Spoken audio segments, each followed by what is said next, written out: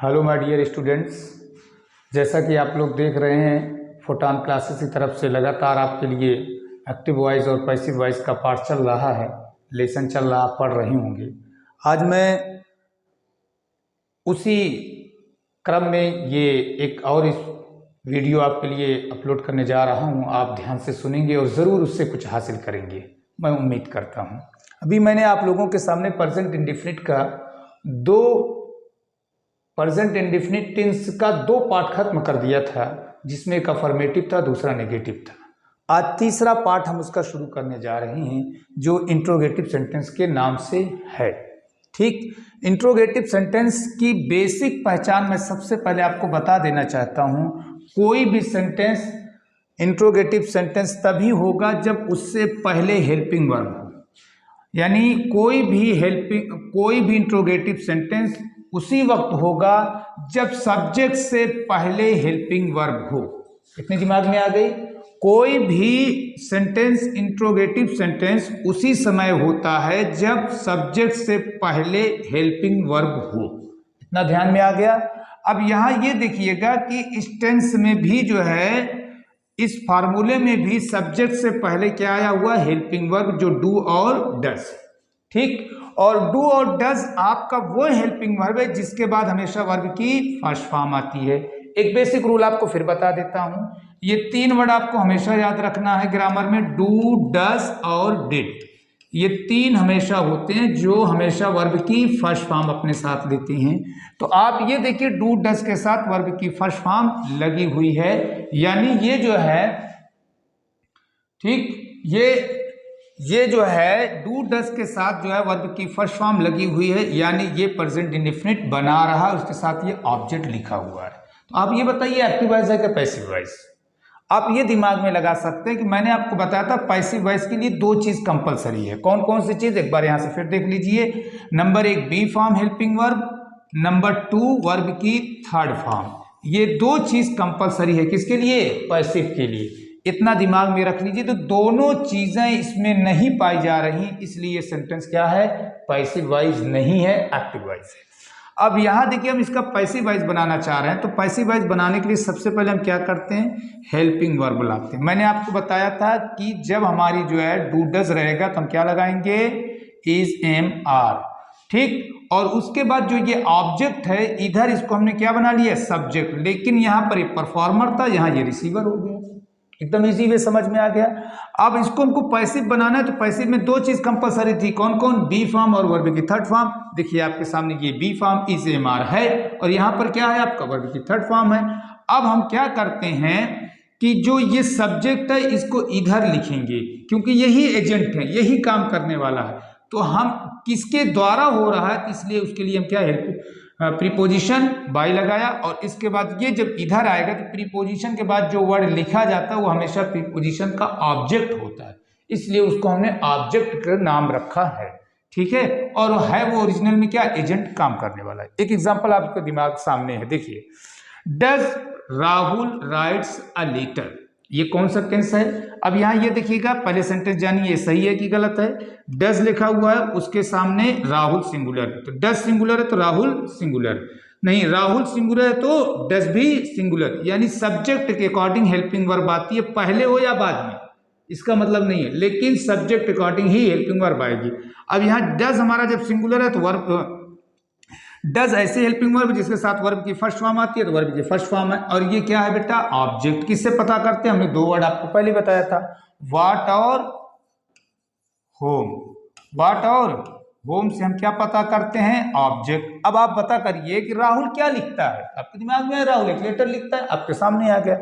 अब ये बताइए कि ये वर्ड कहाँ रखेंगे, या ऑब्जेक्ट कहाँ रखेंगे? देखिए, ये सब्जेक्ट है, ये ऑब्जेक्ट। ऑब्जेक्ट यहां पर आएगा, यानी सब्जेक्ट के सामने। तो हमने यहां पर इसको सामने लिख लेते हैं, ए लेटर। क्या लिख लिया? A letter. अब दो बार हम देखें कि लेटर सिंगुलर है कि प्लूरल। लेटर हमारा सिंगुलर है, तो अब इनमें से चूज करना है आपको कौन सा लगाना है। तो लेटर सिंगुलर है तो क्या लगेगा? इज। ठीक, तो हमने यहां पर क्या लगा लिया? इज। इसको हमको कैपिटल में लिखना है कि लेटर इससे शुरू हो रहा। तो वर्ब की कौन सी फॉर्म लगती है? यहां तक हमारा कंप्लीट। वर्ब की थर्ड फॉर्म लगती है, तो हमने क्या लिख लिया? रिटन। ठीक, और उसके बाद हमको इधर बाई लिख ले, एजेंट लिख लेते हैं राहुल। पहला आपको सेंटेंस समझ में आ गया होगा, ठीक। अब अगला सेंटेंस आपके दिमाग में है, ठीक। Do you like these children, क्या आप इन बच्चों को पसंद करते हैं, इतना दिमाग में रखिएगा, ठीक। अब यहां पर डू आपका डू लगा हुआ है, यहां डज लगा था। मैंने आपको बस फिर से समझा देना चाहता हूं, एकदम बेसिकली रूप से देखते चलिए, भूलिएगा नहीं। डू यू प्लूरल है इसलिए डू लगा हुआ है, ठीक। अब कोई कंफ्यूजन में बात आनी नहीं चाहिए। अब लाइक वर्ब की फर्स्ट फॉर्म है, क्योंकि डू के साथ हमेशा वर्ब की फर्स्ट फॉर्म आती है। अब हम दीज चिल्ड्रेन लिख लिए, ये है ऑब्जेक्ट। अब हमको इसको पैसिव बनाना है, तो क्या करें, हम यू की जगह पर दीज चिल्ड्रेन लाएंगे इसकी, लेकिन पैसिव वाइज हम यहां पर बनाएंगे, स्पेस यहां पर कम है, ठीक है। तो पहले हम क्या लिखेंगे,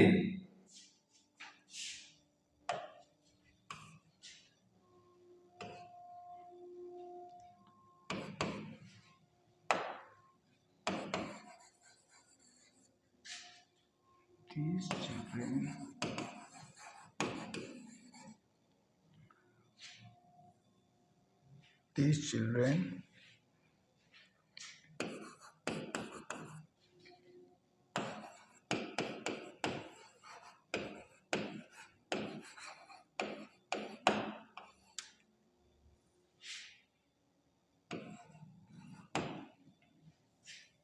देखिए, हम जो है do you like these children, इसकी जो हमने पैसिव बनाया इधर बना दिया, ठीक। इसकी जो पैसिव बनाया किधर बनाया, इस तरफ बना दिया, ठीक। अब क्योंकि स्पेस यहां पर कम था, ठीक।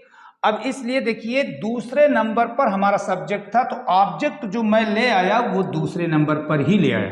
देखिए डू था, डू की जगह पर हमने helping verb is am are की लाई, जैसे कि ऊपर रूल था, ठीक। तो यहां पर आर इसलिए ले आया हूं कि जो है चिल्ड्रेन प्लूरल है, और लाइक वर्ब की फर्स्ट फॉर्म, क्योंकि यहां पर डू था। अब आर के साथ वर्ब की कौन सी फॉर्म लगेगी, थर्ड फॉर्म, ठीक। By you complete. अब आइए, जो मोस्ट डिफिकल्ट थिंग्स है लोगों के दिमाग में, वो है क्वेश्चन वर्ड्स को लेकर। सबसे पहले हम ये जानिए क्वेश्चन वर्ड्स हमारे कितने होते हैं, 9 होते हैं। क्वेश्चन वर्ड्स हमारे कितने होते हैं, 9 होते हैं, ठीक। ये क्वेश्चन वर्ड्स को लेकर के बड़ी समस्याएं रहती हैं, ये बहुत आसानी से मैं आपको समझा दे रहा हूं। पहले ये 4 शब्दों पर आपसे चाहिए, वेयर, व्हेन, व्हाई और हाउ। ये चारों वर्ड जो है इंट्रोगेटिव एडवर्ब, क्या है ये चारों वर्ड, इंट्रोगेटिव एडवर्ब हैं। और दूसरी बात इसमें जो मैं लिखा हूं, जो मोस्ट इंपॉर्टेंट है, these words are repeated at the same place. ये शब्द अपनी ही जगह पर क्या हो जाते हैं, रिपीट हो जाते हैं। इसमें आपको कुछ नहीं करना, ये जिस जगह पर रहेंगे उसी जगह पर वापस हो जाएंगे। अब ये सोचो कि किस जगह पर रहते हैं, ये बहुत इजी है कि हमेशा question word in the beginning of the sentence होता है। Question words are always used in the beginning of sentence, it is the rule of English language, ठीक है। अब यहां देखिए 4 वर्ड में से हम चाहे जो लिख लें, where do you solve these questions, आप इन प्रश्नों को कहां हल करते हैं। अगर आप चाहें तो ये वर्ड आप यूज करके एक बार देख सकते हैं, when do you solve this question, इन प्रश्नों को आप कल हल करते हैं। अगर हम यहां पर हाउ लिख सकते हैं, ये भी सही होगा, how do you solve this questions, इन प्रश्नों को आप कैसे हल करते हैं। जो भी वर्ड हम लिखेंगे वो एकदम बिल्कुल सुइटेबल होगा, ठीक है। इतना हम लोगों को दिमाग में रखना है। अब आप लोगों इसका बताइए, इसका हमने ये लिखा है ना कि these words are repeated at the same place, तो हम सबसे पहले हम ये क्या कर लें, इसको उतार लें सेम प्लेस पर। अब क्या करना है हमें, जो हमारा पुराना नियम था, बचा हमारा कितना, इतना ही तो बचा हुआ है, क्योंकि ये रिपीट हो गया, ठीक। अब ये पुराना नियम हम लोग लगा लें, क्या चीज, कि ये जो ऑब्जेक्ट है ये कहां पे आएगा, सब्जेक्ट की जगह पर, दीज क्या लिख लेते हैं हम, क्वेश्चंस। अब जो है हमें क्या लगाना था, हेल्पिंग वर्ब जो यूज करना है वो कहां यूज करना है, सब्जेक्ट से पहले। तो यहां पर क्या लिखेंगे, आर, क्यों, क्योंकि ये प्लूरल है, ठीक। Are solved. देखिए अब ये जो हमारा सब्जेक्ट है इधर आएगा तो क्या हो जाएगा, ऑब्जेक्ट बन जाएगा, ठीक। अब ये पहला सवाल होगा। एक एग्जांपल और आपके दिमाग में ऐसे ही रखा हूं मैं, ठीक है। Why does Mohan beat Sohan, ठीक। Why does Mohan beat Sohan, मैंने कहा ये चारों वर्ड रिपीट हो जाते हैं, तो ये वर्ड आपका रिपीट हो जाएगा, व्हाई ठीक, और मोहन की जगह पर क्या हो जाएगा, सोहन। ठीक, देखिए सोहन सिंगुलर है तो इसलिए यहां पर क्या लग जाएगा, is. Why is Sohan, beat का थर्ड फॉर्म क्या कर देंगे, बीटेन लगा देंगे, तो ये भी आपका क्या बन गया, बाई मोहन। तो ये चीज आपके दिमाग में ये पैसिवाइज बन गई। अब हम लोग बात करते हैं ये चार शब्दों की, ठीक है, सबको मैंने अलग अलग करके समझाने की कोशिश किया। व्हाट, होम और हु, ये चार वर्ड पर आप ध्यान दे लेंगे। कौन कौन से चार वर्डों पर आप ध्यान दे लेंगे, ठीक है, कौन कौन, व्हाट, होम, हु, ये है प्रोनाउन। प्रोनाउन वही काम करता है जो नाउन काम करता है। प्रोनाउन, नाउन का पहला काम सब्जेक्ट बनना, दूसरा काम ऑब्जेक्ट बनना, तीसरा काम ऑब्जेक्ट ऑफ प्रीपोजिशन होना, और एक काम है केस इन अपोजिशन में आना, ठीक है, एक और काम है इसका वोकेटिव केस में प्रयोग होना। कई काम है लेकिन हम ज्यादा इस पर बात नहीं करेंगे, बस काम भर की बात करते हैं आज, ठीक है। पहला मैंने लिखा व्हाट डू यू टीच, आप क्या पढ़ाते हैं। अब ये बताइए, ये चीज आपका वर्ब है, ये क्या है, सब्जेक्ट है, ये क्या हेल्पिंग वर्ब है, तो इसका तो ऑब्जेक्ट नहीं है, तो पैसिव कैसे बनेगा। माय डियर स्टूडेंट्स, ये व्हाट जो है जो प्रोनाउन है, तो ये ऑब्जेक्ट का काम कर रहा है। किसका काम कर रहा है, ऑब्जेक्ट। अब ऑब्जेक्ट जो इधर रहता था वो शुरू में ही लिखा हुआ, क्यों, मैंने आप लोगों को पहले ही बताया था, question words are always used in the beginning of the sentence, it is a common rule of English language. ठीक, अब व्हाट क्या करेगा, ये ऑब्जेक्ट है, इस सेंटेंस का ऑब्जेक्ट अगर कहें तो वो क्या है, व्हाट। व्हाट को आप नहीं भूलेंगे, ये आपका। अब मैंने इसको क्या बना लिया, अब सब्जेक्ट बना लिया। दूसरे नंबर पर हमारी हेल्पिंग वर्ब आती है, हेल्पिंग वर्ब जो यहां लिखना चाहिए था सब्जेक्ट की जगह पर, वो पहले ही लिखा जा चुका है। यू के जगह पे जो इधर का ऑब्जेक्ट सब्जेक्ट की जगह पे आता, वो पहले ही लिखा जा चुका, क्योंकि ये प्रश्न का भाव दे रहा है, इसलिए जगह वेकेंट रहेगी। ये जगह क्या रहेगी, ठीक है, ये जगह आपकी वेकेंट रहेगी। अब मैं क्या लिखूंगा, टाट। ये क्यों टाट मैंने लिख दिया, ये टीच का थर्ड फॉर्म। अब बाई मैं क्या कर दूं, ये जो हमारा सब्जेक्ट है ये इधर आ जाएगा, तो बाई यू। ठीक, इतना दिमाग में आ गया कि नहीं आ गया। एक एग्जांपल और, ठीक,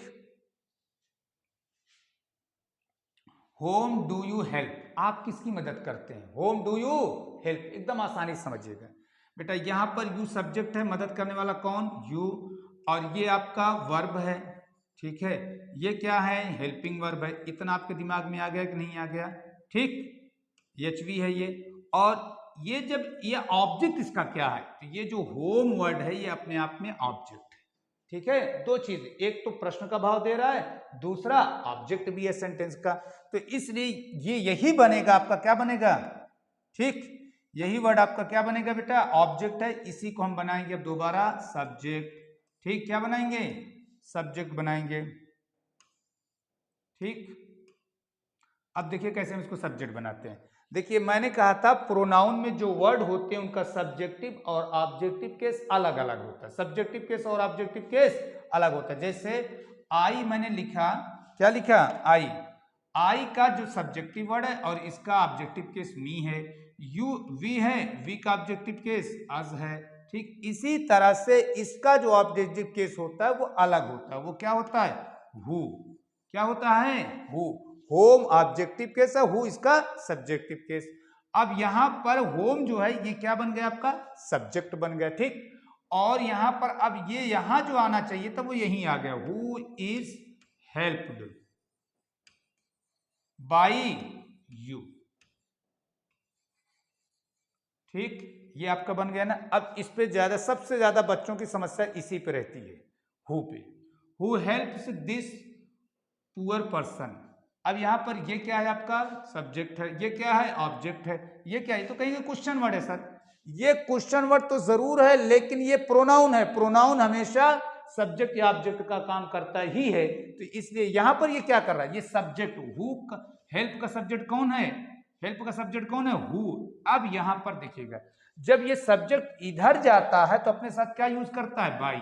कितना दिमाग में आया कि नहीं आया, क्या क्या यूज करता है बेटा अपने साथ, बाई, ठीक, अब ये चीज आपको याद दिमाग में। और ये हु का जो ऑब्जेक्टिव केस है होम है, हमने पहले पढ़ा, क्योंकि होम का ऑब्जेक्टिव केस हु, तो जो है हु का ऑब्जेक्टिव केस होम, होम का सब्जेक्टिव केस हु का ऑब्जेक्टिव केस होम। इतना दिमाग में अगर हम इसको यहां लिखना था, कहां लिखना चाहिए, यहां, लेकिन ये वर्ड प्रश्न का भाव अपने अंदर समाहित किया हुआ है, शामिल किया हुआ है, इसलिए इसको हम क्या लिखेंगे, शुरू में लिखेंगे। क्या लिखेंगे बेटा, शुरू में। जब शुरू में लाएंगे तो बाई कैपिटल में आएगा, बाई होम। ठीक, ये हु का ऑब्जेक्टिव केस है और बाई इसलिए ले आ रहे हैं क्योंकि यही आपका एजेंट है, यही आपका एजेंट है। एजेंट से पहले हम हमेशा क्या लगाते हैं, बाई। इतना दिमाग में आ गया कि नहीं आ गया। अब यहां ये देखिए, यहां पर ये वर्ड क्या है आपका, ऑब्जेक्ट। अगर इसको हम तुरंत लिख देंगे तो इंट्रोगेटिव नहीं बन सकता, इसलिए इससे पहले हमें क्या लगाना पड़ेगा, हेल्पिंग वर्ब लगाना पड़ेगा। दिमाग ये लगाइए कि ये जो वर्ड है, ये जो वर्ड है ये सिंगुलर है या प्लूरल, इसको दिमाग लगाइए। तो ये वर्ड सिंगुलर है तो इसलिए क्या लगाइए, is this person, this poor person. ठीक,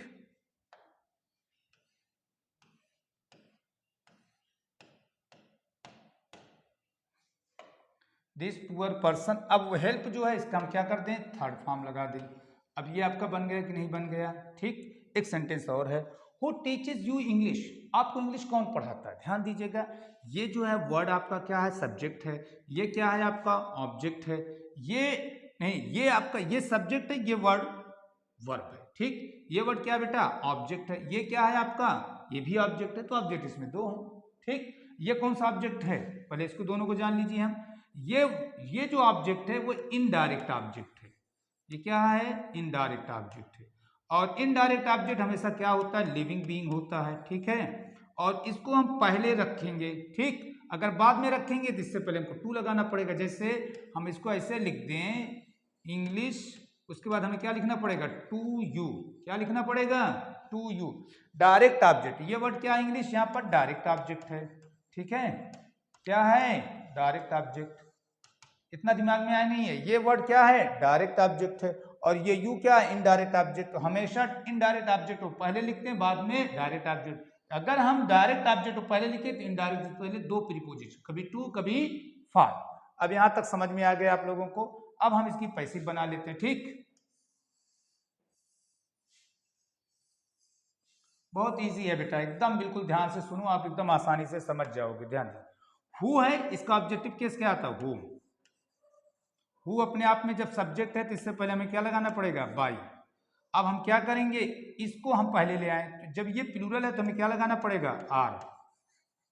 ठीक है, by whom are you taught, TAUGHT। ठीक, इंग्लिश। अब आप सोचते होंगे सर इसके बाद बाई कुछ नहीं लिखा जा रहा। अरे बेटा ये शुरू में ही आ गया तो बाद में लिखने की कोई ज़रूरत ही नहीं है। ठीक है, हमें लगता है कि आप मेरे वीडियो को ठीक से देखे होंगे और इसे समझेंगे और मन लगा के आप पढ़ेंगे और कामयाबी की बुलंदी को छुएंगे। Thank you.